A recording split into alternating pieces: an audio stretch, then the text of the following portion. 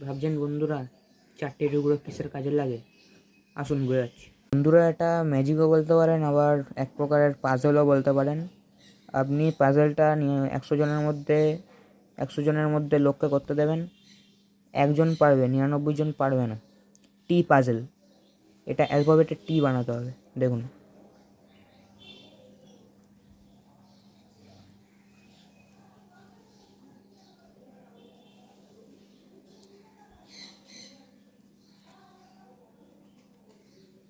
টি।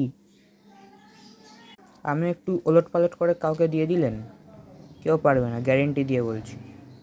বানিয়ে নিন। আমি ঘরে কার্ডবোর্ড দিয়ে বানিয়েছি, একটু মার্বেল পেপার ছিল, ফেভিকল দিয়ে ওপরে লাগিয়ে দিয়েছি।